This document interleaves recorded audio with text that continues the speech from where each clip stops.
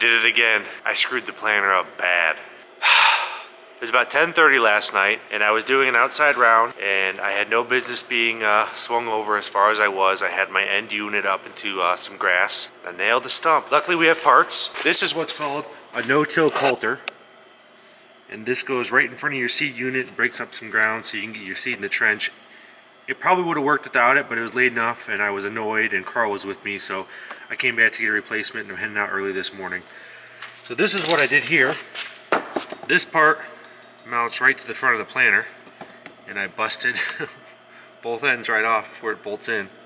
See, that's what that's supposed to look like. We're gonna get up and see if we can get this fixed.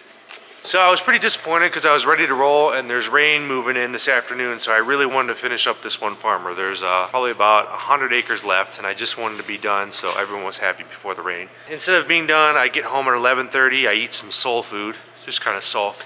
I had chicken nuggets and chips and guacamole. That's usually my comfort food. And then I watch this guy on YouTube that sneaks into yacht clubs in Miami and asks people what they do to afford such nice expensive boats. And I realized after like 30 or 40 people, not a single one said they're farmers or in the agricultural world.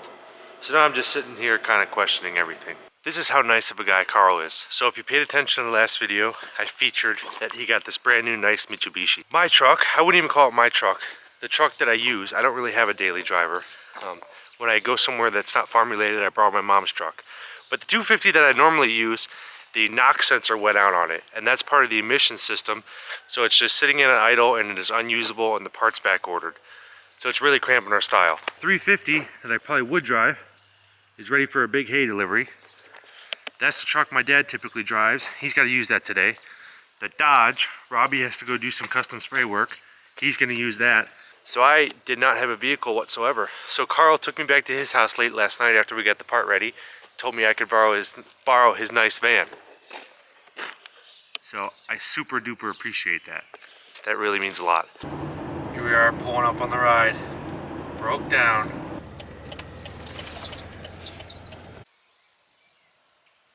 We had a pre-game meeting. We're gonna try to get it in before the rain today. By the end of this, I want that. See, it just shanked it right off, man. I need that to look like this. And I was mentioning before, these are no-till coulters, so we are in conventional. He's got this groundwork down pretty good. It probably would have ran all night just fine. It was just already late and Carl was waiting here, so I figured I'll get a replacement and get going. I don't like an uneven planter.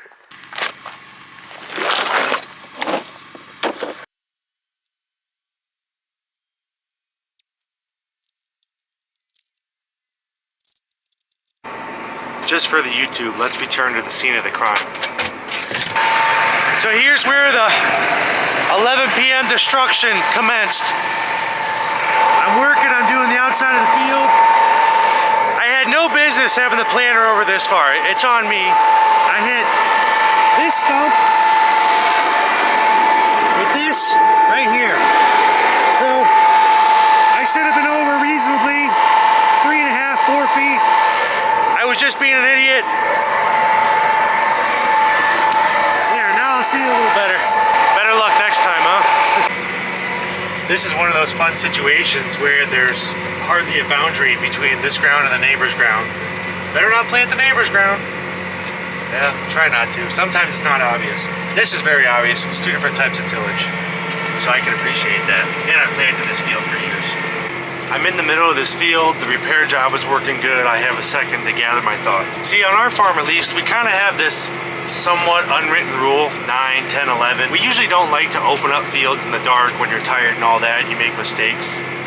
Oh, well, to start, I wasn't really that tired. 2, I planted this field probably 3 or 4 times now, so I thought I knew it pretty well. I was just being dumb, you know? Sometimes you find yourself being dumb.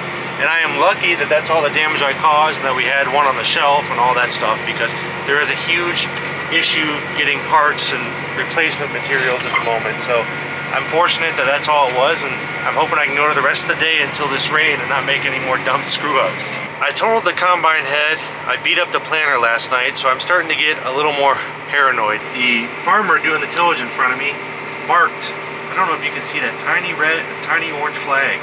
So I called him because I got out and I don't see a hole or anything. and it's only because he ran out of some type of spray, so I guess this is his trial. But I'm just getting paranoid, so I'm just checking these things. Like, you see a marking, a lot of times there isn't even a marking in their stuff there, so when there is a marking, I guess I'm just being extra cautious.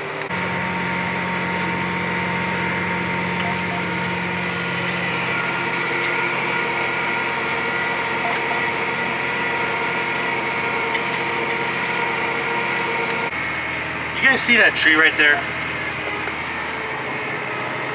I kind of have an idea for a good thumbnail. No, I wasn't filming when I did hit the planter. I ran the planter into a stump, which is wood, which is a tree. So we could do a little creative setting up with the planter and maybe make it look like I nailed a full-blown tree. When I actually crashed, when I did nail the old gas well head with the combine, you guys absolutely loved that video. So maybe we'll just do a little bit of deception, but not too much. Because that can be clickbaity, you know? I'm thinking something like that should work. Now I just gotta throw the drone up in the air and strike a sad, very sad pose. For the sake of staying on theme with this particular video, the last time I flew the drone and planted, I crashed the drone. Now that was almost 3 years ago. So as you can see, this whole venture into farming and also trying to film it for content on YouTube has been a very expensive process for me. Monetarily, physically, and definitely it's taken its emotional toll, as it's caused some real disaster. We are trying to redeem ourselves right now. We are flying the drone while planting. This is a nice big open field, very comfortable with it. There is nothing in the middle that I know to worry about. No holes, I'm past the wet spots, no random trees. So we are just getting some nice footage. I got the drone on pretty much autopilot. I'm hardly looking at it, and I'm still paying attention to the planter. So far things are going pretty good. We're about to finish up this piece. We are going to beat the rain, at least on this particular field. We need to cross over on the other side of Bob's house and do his last piece. It's sort of like a bowling alley. It's real long. I guess it's not that narrow, but it's a real long piece. And I think that comes up to like 44 acres. I'm doing about 27 and a half acres an hour, so give me 2 hours over there and we should be able to wrap this up. I'm hoping the rain holds off.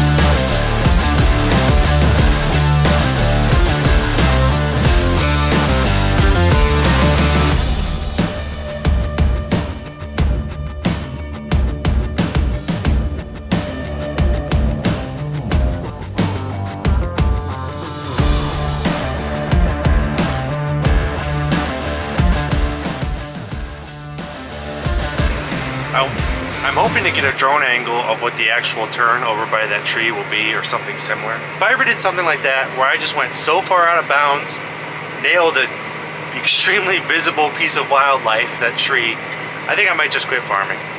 I don't know if I could overcome that. The combine, okay, I couldn't really see it. What happened the other day, the stump, I was out of place, but I couldn't really see it. That wasn't that far out of place. If I did something like what I showed with the tree there, I think we're done. I think we just pack it up and call it quits.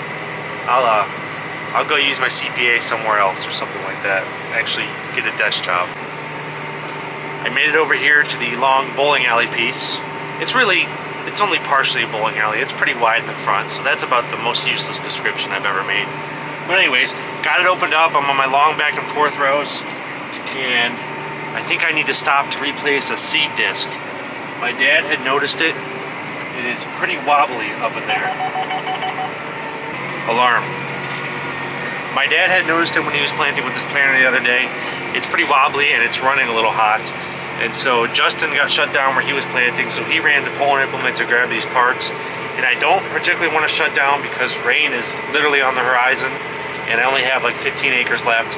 But I think we probably should. It's not worth wrecking a whole seed unit or the damage it could cause, and I think it's only going to take 5 to 10 minutes. So we're making the executive call to shut down at the edge of the field and replace that quick and hopefully get up and running. I just have this little bit over here to finish. I think the day is going to work. Just have to stay on our toes with this repair job. Justin is a lot better wrench than I am, so we should be good to go. I mean, I'm in good hands. Repairman's here.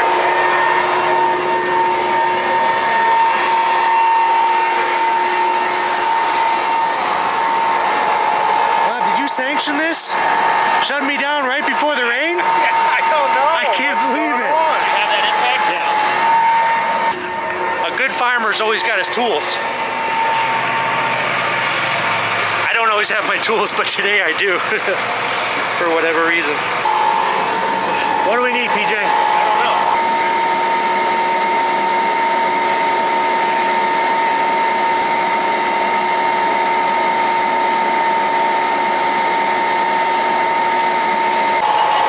Okay, yeah, the hub broke right off. See the difference there? This is starting to run hot. You shouldn't be able to just shake it like that.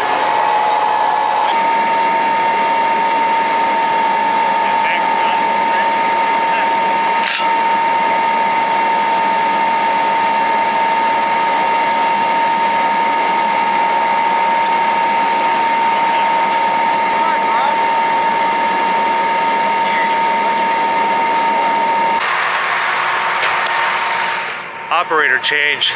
Justin got rained out where he was planting. He was planting into not rained out, I'm sorry, it's just too wet to begin with.